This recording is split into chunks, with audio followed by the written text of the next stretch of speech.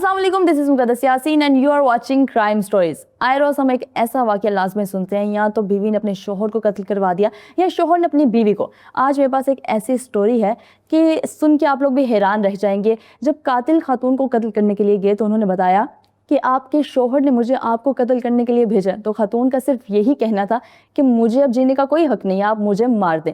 आइए जानते हैं ये क्या स्टोरी है, क्या तफसीलात है। समा डिजिटल के नुमाइंदे आमिर मजीद से। वेलकम आमिर। बहुत शुक्रिया। आमिर, मुझे बताएं कि ये इतना मायूसी के साथ जब खातून ने बोला कि मुझे जीने का कोई हक नहीं है, मेरे शोहर ने मेरे खिलाफ इस तरह से साजिश की है, तो आप मुझे मार दें, तो क्या वाक़या ये? मुकद्दस बिल्कुल अफसोसनाक वाक़या है। मैं आपको पहले इसकी इनिशियल डिटेल्स बताता हूँ। ये गुजरांवाला का इलाका है, रहमतपुरा।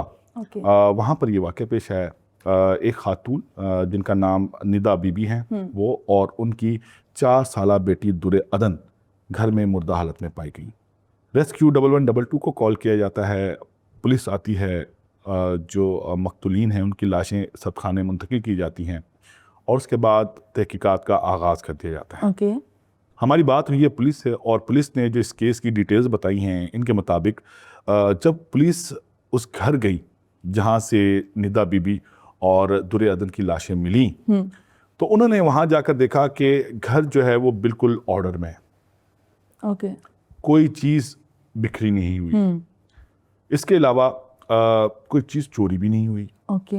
तो पुलिस को शक हुआ कि ये क्या मामला है, ये दुराने डकैती तो कत्ल नहीं है। बिल्कुल।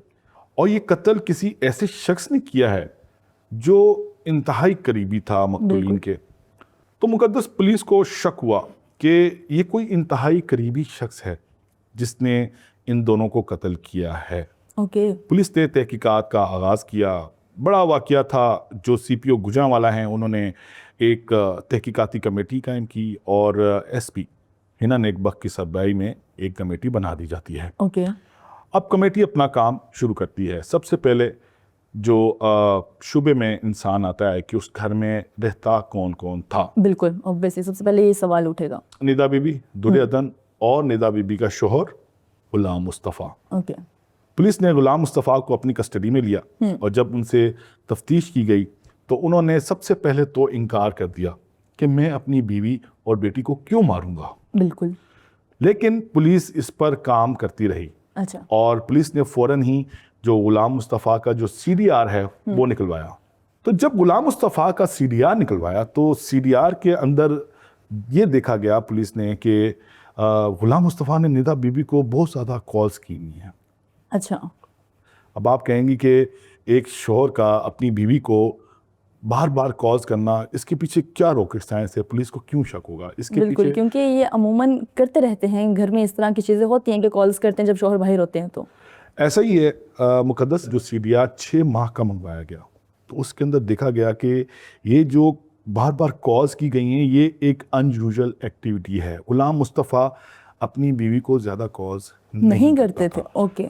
पुलिस को पहला शक यहाँ पर हुआ। फिर उसके बाद पुलिस ने उस इलाके की सीसीटीवी फुटेजेस जमा की। जब सीसीटीवी फुटेजेस जमा की तो देखा गया कि एक शख्स है जो तवातुर के साथ वक़ूए से पहले उस घर के बाहर चक्कर काट रहा है मोटरसाइकिल पर। पुलिस को शुबा हुआ और पुलिस ने उसको भी हिरासत में ले लिया। वो शख्स कौन है? उसका नाम यासिर है और वो निदा बीबी का हमसाया है। अच्छा, फिर पुलिस ने कड़ियाँ मिलाना शुरू की। यासिर का भी सीडीआर निकलवाया गया। और यासिर के सीडीआर में जब पुलिस ने देखा कि उसके और गुलाम मुस्तफ़ा के कुछ दिन पहले से, उससे पहले कोई कांटेक्ट नहीं है और उसके बाद बार बार कांटेक्ट है। फिर उसके बाद पुलिस ने खोज लगाई तो पता चला कि यासिर और गुलाम मुस्तफ़ा ये बड़ी एक अनयूजुअल एक्टिविटी थी कि 2-3 बार कहीं आउट ऑफ सिटी भी गए हैं, विद इन सिटी भी मिले हैं।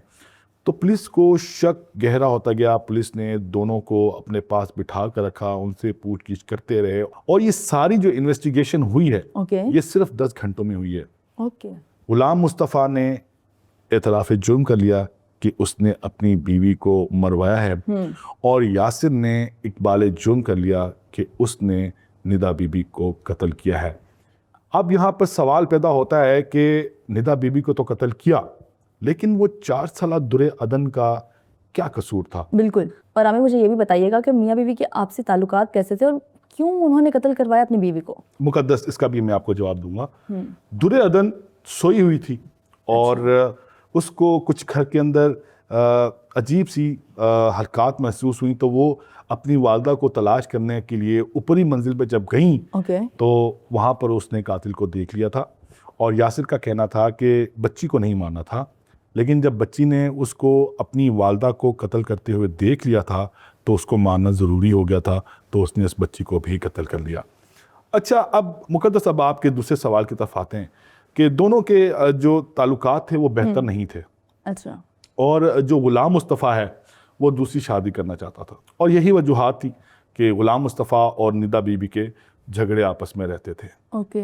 अच्छा, जब दोनों ने एतराफ़ जुर्म कर लिया तो पुलिस ने ये भी पता लगवाया कि उन्होंने ये प्लान कैसे बनाया और इसको एग्जीक्यूट कैसे किया गया। यासिर ने पुलिस को बताया कि गुलाम मुस्तफ़ा ने उसको कहा था कि वो निदा बीबी को मारने के एवज़ उसको 2.5 लाख रुपए देगा।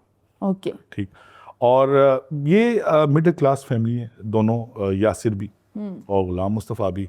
ना यासिर के पास जो है वो 2.5 लाख रुपए थे और ना ही गुलाम मुस्तफ़ा के पास 2.5 लाख रुपए थे देने के लिए। तो गुलाम मुस्तफ़ा ने जो श्योरिटी होती है, जो एडवांस है, वो निदा बीबी के जो सोने के टॉप से वो उनको दिए थे, और इसके अलावा 28,000 रुपये जो रकम है वो दी थी। और इसके अलावा जो बाकी मांदा रकम थी वो 1 हफ्ता गुजरने के बाद देनी थी, लेकिन पुलिस ने तहकीकात करते हुए 10 घंटे के अंदर ही उनको गिरफ्तार कर लिया। अच्छा मुकद्दस, ये कहानी यहाँ पर ख़त्म नहीं होती। जब निदा बीबी की लाश पोस्टमार्टम के लिए भिजवाई गई तो वहाँ पर जो खातून मेडिको लीगल अफसर थी उन्होंने लाश का मुआयना किया और उन्होंने बताया कि इस तरह मालूम होता है कि इनके साथ जिनसी ज़्यादती भी हुई है। तो दौरान तफ्तीश यासिर ने यह बताया कि जब वो निदा बीबी को मारने के लिए उनके घर गए तो उन्होंने उन्हें अकेला पाकर पहले उनको जिनसी जाति का निशाना बनाया। और उसके बाद उन्होंने कहा कि मैं तुम्हें कत्ल करने के लिए आया हूं और मुझे तुम्हारे शौहर गुलाम मुस्तफ़ा ने कत्ल करने के लिए भेजा है। निदा बीबी एक घरेलू खातून थी, उनको जब पता चला कि उनके ही शौहर बिल्कुल ऐसा ही है उनको कत्ल करवाने के लिए भेजा है तो उन्होंने कातिल से कहा कि अब मेरा जीने का कोई फायदा नहीं है, आप मुझे कत्ल कर दें। अच्छा, ये एक गुंजान आबाद इलाका है मुकद्दस।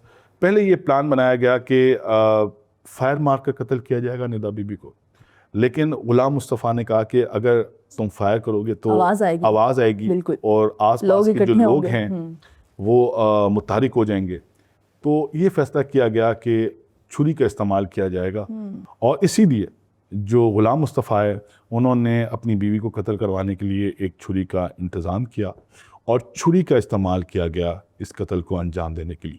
अच्छा आमिर, आपने ये वाक़या तो हमें बताया, लेकिन पुलिस अभी तक क्या कार्रवाई कर रही है और तफ्तीश कहाँ तक पहुँची है? मुकद्दस, इस कत्ल की तहकीकात के लिए पुलिस मुल्ज़िमान को पहले जायबुकुआ लेकर गई और उसके बाद फिर उनको जो आला कत्ल है छुरी जहाँ से ख़रीदी गई वहाँ पर लेकर गई। इस तरह आला कत्ल तो बरामद कर लिया पुलिस ने।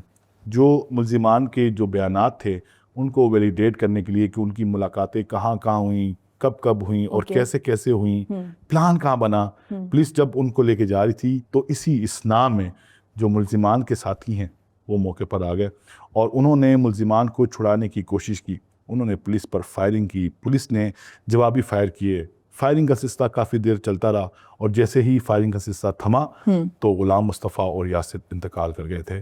तो दोनों पुलिस मुकाबले में मारे गए हैं। Thank you so much Aamir, आपने ये स्टोरी हमारे साथ शेयर की। बिल्कुल ही इंतहाई एक अफसोसनाक वाक़या है। गुलाम मुस्तफ़ा के पास शादी करने की ऑप्शंस और भी मौजूद थी, वो बजाय इसके कि अपनी बीवी को कत्ल करवाते उनसे इजाज़त ले लेते तो ज़्यादा बेहतर रहता। हमें आज के शो से इजाज़त मिलेंगे आपको नेक्स्ट प्रोग्राम में। तब तक के लिए अपना बहुत सारा ख्याल रखिएगा। अल्लाह हाफ़िज़।